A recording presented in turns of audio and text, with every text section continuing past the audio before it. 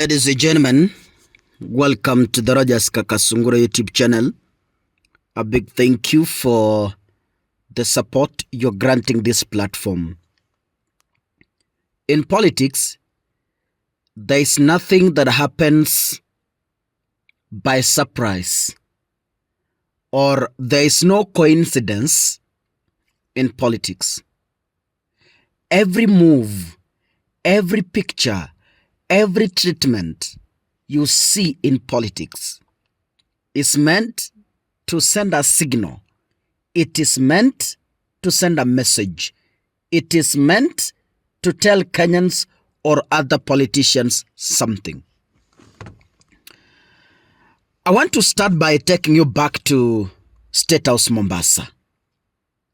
In State House Mombasa, I did an analysis where Raila Odinga was being referred to as Prime Minister.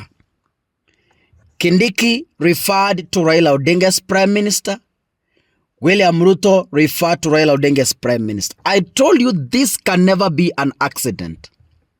Some of you rubbished my claims and said, Kaka, that is petty. It has nothing to do with Raila Odinga being given 50% of the government. For those of you who were with me, you remember this very well. But it came to pass. Now, something happened at KICC, Nairobi, which all of us, I want us to analyze. There can always be one center of power. There cannot be two centers of power. And Raila Odinga, coming into government, has forced the presidential protocol to draw lanes. What do I mean by this? Lanes have been drawn where Kindiki can operate and where he will not operate. Where Raila Odinga will be operating and where he will not operate. Where Ruto will be operating and where William Ruto will not operate. Before Raila Odinga came in State House Mombasa, Kindiki has been enjoying a presidential podium. The podium that Ruto has been using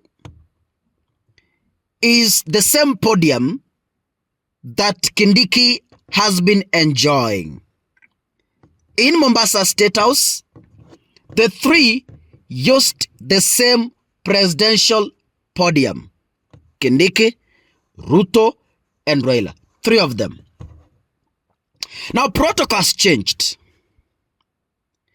Raila Odinga has now taken a senior position than Kindiki. I know you've not noticed this, but let me show you and explain to you what it means. Yesterday at KICC, there were two podiums. Podiums that were being used by ordinary politicians like Kindiki, like Soro, like Ichungwa, like Kinanyang Nyong'o. A podium for an ordinary politician. And there was a very specific presidential podium that was only used by only two people. Raila and William Ruto. Only two. I don't know if you were very keen on this one. The presidential podium yesterday at KICC was only used by two individuals. William Ruto, the president, Raila Odinga, the prime minister. Kindiki was pushed from the presidential podium and was forced to use the ordinary podium that had no labeling, as you can see on the screen. Yeah?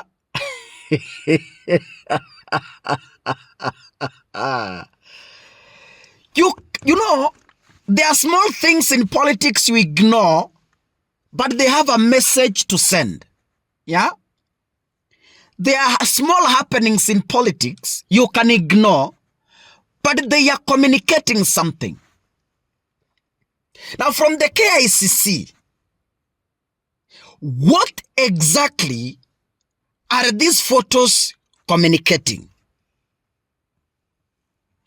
As a political analyst, I can conclusively say the photos and the protocol arrangements of podiums have a very strong message to send to the people of the Republic of Kenya. Political messages. And this message are as follows. We can only have 2 presidents in Kenya who are allowed protocolly to use presidential podiums. That is Raila and William Ruto. Kindiki now loses the enjoyment of some of the presidential instruments of power, including the podium. He loses those powers. He has been enjoying them. He's been enjoying them in Mombasa.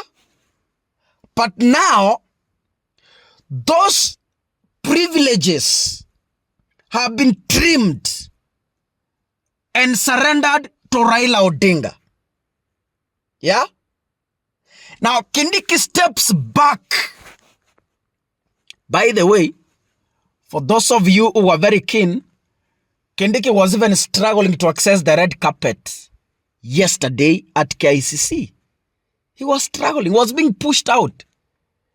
Raila Odinga, William Ruto, Senator Ledama, those individuals took over the red carpet, and Kindiki was seen far away from the president. Actually, Kindiki seemed like a bodyguard, because I expected Ruto, Raila, Kindiki to walk, the 3 of them, close to each other on the carpet. But Kindiki alirushwa the other end. And that marks the beginning of Kindiki's isolation from the power table. Period. That marks the beginning of Kindiki's problems.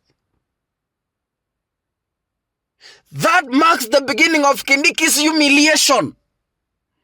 And the people from Raila Odinga's side are not going to respect Kindiki as the deputy president. Forget. So how? Kindiki ameona tabu hii Kenya. Na nilimuona. Ameona tabu kubwa. But anyway, he's the one who chose that path. And if it so demands that he's going to be mistreated, then so be it. God bless you. See you in the next episode. Asanteni sana.